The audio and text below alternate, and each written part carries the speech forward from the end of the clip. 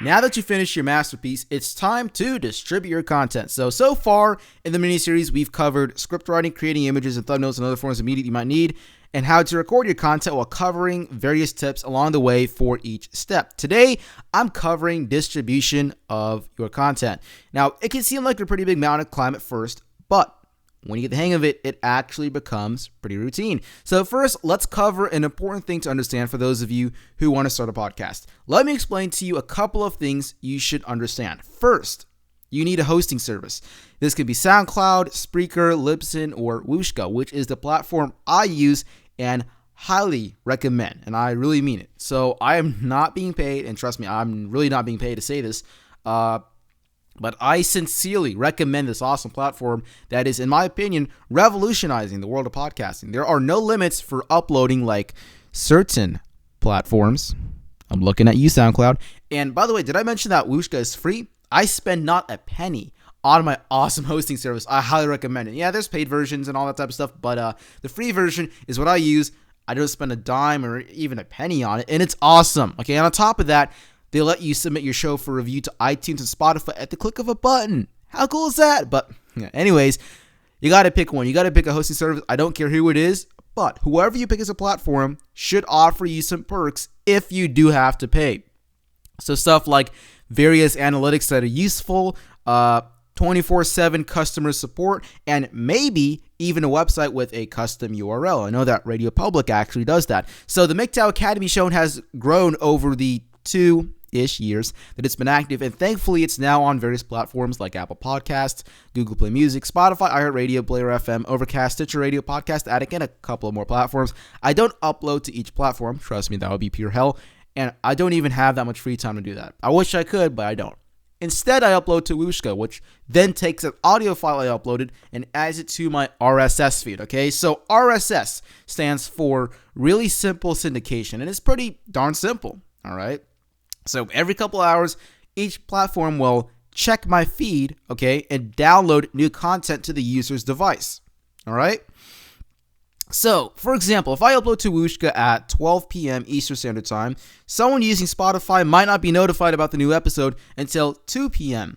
Eastern Standard Time, okay? I'm not sure if that's actually true or not. I'm just making some numbers up at the top of my head, but, that's the general idea. So at first, getting listens, which is the YouTube equivalent of views, might take a while. Now, anyways, you just upload to one platform and the other podcast platforms will pull from your feed. I'm pretty sure the term for that or whatever it is a podcatcher or something like that. That's the actual thingy or digital thing they use to read off the feed. I don't know. I'm not a tech expert. I don't even know half of the stuff going on behind the scenes, so I'm not the person to tell you that type of stuff. But that's pretty much the gist of what's going on. So for uploading to YouTube, okay, you can upload it via iMovie, assuming that you're using the iMovie app, if it's less than 15 minutes long. If it's longer than that, save the video and upload it to YouTube via the app itself, meaning you save it to your photo library. We go to iMovie, you save the video, save it to the photo library, you go to YouTube, open up the app, and upload it from there.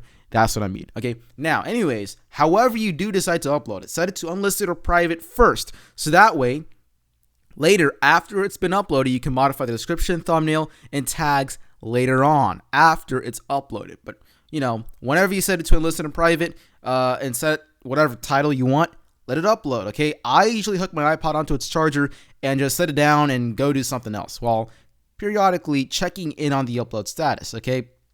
Now, it can take a really, really long time even for just a 20-minute video, so go find something else to do. Take my word for it. So for uploading to your hosting service, as far as I know, besides Anchor, I don't know about going to Anchor. I'm not sure how good that place is. It's an app or whatever. Check it out yourself. But besides Anchor, Whooshkaa is really the only hosting service with a mobile-friendly platform that I'm aware of, and that's another reason why I highly recommend them. So you just open up a mobile browser, go to the website, whooshkaa.com, log in, and go to create a new episode, okay? So from there, you can modify the description, thumbnail, title, release time, and tags. In addition to that, you can determine what season and episode number the upload is. Whooshkaa also lets you determine the upload type. You can either choose from full, trailer, or bonus. And when actually uploading the file, you can either choose a video from your photo library or a video/audio file from your iCloud drive or the Apple Files application. All right. So the actual upload page gives you a list of allowable file formats, and it will take some time for the platform to process your file. So give it a couple of minutes, just like with YouTube. So for me, I upload to YouTube and Wooshka. It's both done separately. And then on my free time, I back up my content onto CocoScope, which is my backup platform. And really, CocoScope is no different than YouTube, in terms of uploading. So, there's no explanation needed there. Okay, so that actual time I spend sitting down and typing up all the stuff for uploading, the description, the tags, all that stuff, it's probably about 10 minutes total, not that long compared to other stuff. And I usually go do whatever I want on my free time, play a video game or go on a flight simulator, read a book, whatever. Just watch some YTP or consume some memes. I don't know, whatever I do on my free time. And I'll just go do other stuff while the file uploads. So that concludes this video on step 4 of the 5-step content creation process. The next video is on step 5, which is modifying content, your content that is, after actually uploading it. Notice how I didn't specifically walk through the thumbnail, description, title stuff, whatever. I just mentioned them in this video. In the next video, I'll go through those steps a bit more in depth.